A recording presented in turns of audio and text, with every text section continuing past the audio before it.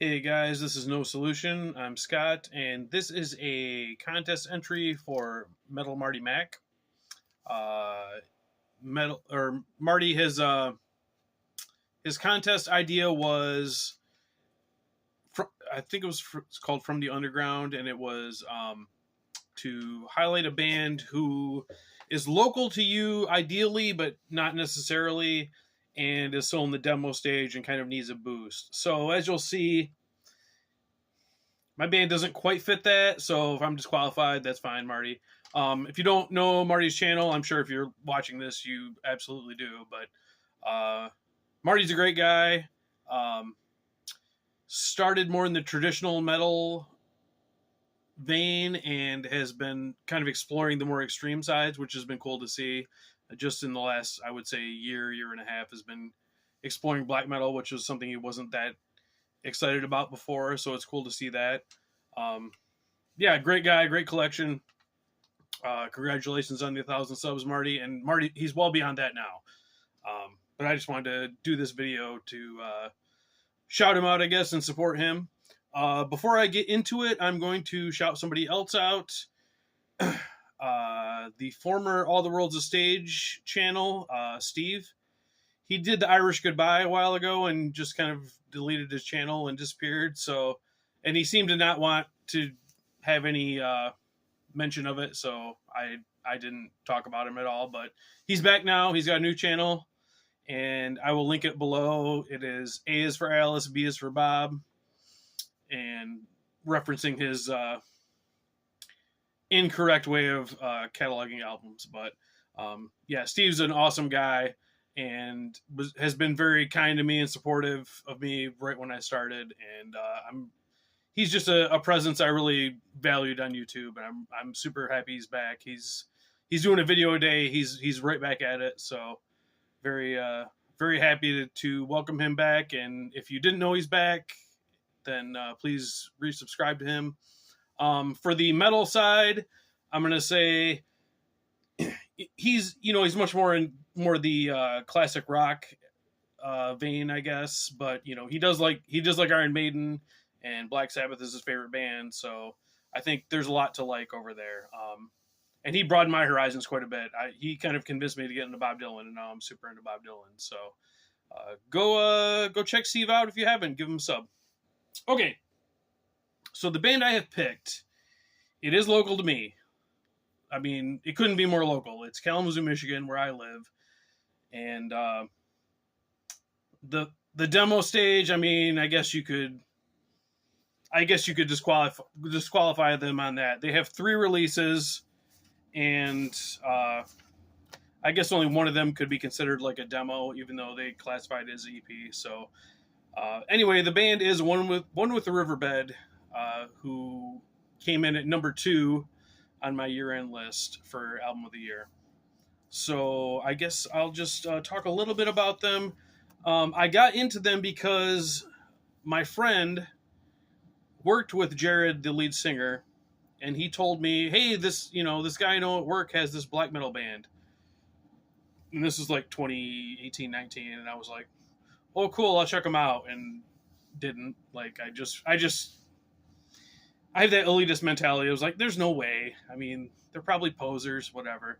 And so it took me a while to actually listen to them. But once I did like them, and then have seen them live a few times since.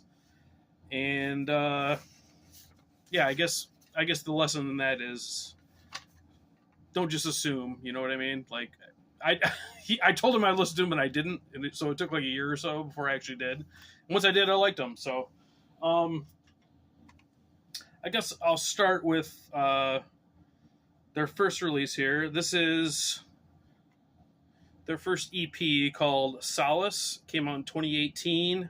I believe this is self-released. I only had a digital version for a long time, and then they actually just recently put up that they had a couple of cassettes left, so I grabbed one.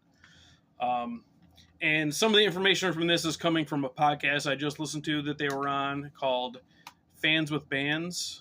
I believe it's a Michigan-based podcast. So how they describe this is they were going out playing live, and they needed to have a 30-minute set list. So they came up with what this is. This was kind of their set list in their early days. So how I would describe this is shoegaze with heavy parts. The first song, Wither, is a very slow build. It's about 6.5 minutes long, and there are no vocals until like the 5-minute mark. So very shoegazy, but with harsh vocals. I would classify that song as like a live intro song, which I mean it was. That was kind of what they were playing at the time. The second song, Apparition, definitely a more complete song with a heavy beginning and then kind of goes into a shoegaze part. So at this time, I would describe them as a shoegaze band with heavy parts for sure. There's very like gentle guitar parts throughout. Yeah, I think the beginning. I really like the beginning, even though it seems like more of an intro song, and then the end I think finishes really strong. But for a debut EP, I think this is really good. Then we move on to 2021. They classify this as a full length. This is called Absence, and it is released by a label. So I think we're disqualified right there, but it's fine. I just wanted to talk about this band. I just really like them, and if you can see there, that's their older logo there, which they updated just kind of recently in the last year or two. So this came out on a label called Snowwave from Finland. As far as I know, I've never really spoken to the guys about this. Like I've said hi to them, because my friend is friends with them, but I haven't really talked to them in depth about anything. So I'm just going kind of by the podcast and what I know. They weren't signed. It was just like they didn't want to put it out by themselves, and they just kind of shopped around for a label who wanted to put it out. So this label, Snowwave in Finland, agreed to put it out, and I guess they're more kind of an avant-garde label, extreme-ish metal, but with a more kind of progressive side, I guess. So this is only 5 songs. So we've got they're lengthy because it is a full length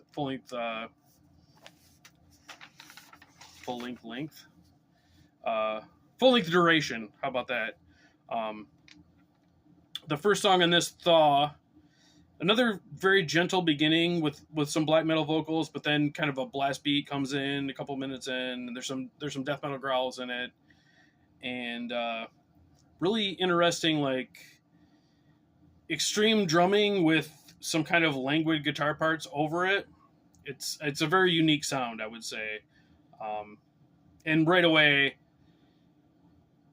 I would say there's increased dynamics on this from the debut EP, and stronger songwriting.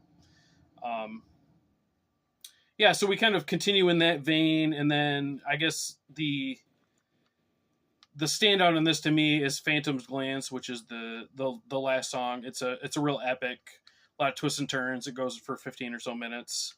There's some violin on here that opens and closes the album kind of with the same kind of melody.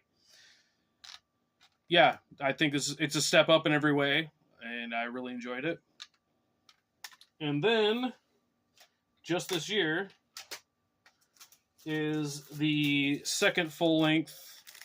You can see the updated logo here, kind of more of a black metal-ish logo, and it's called Succumb.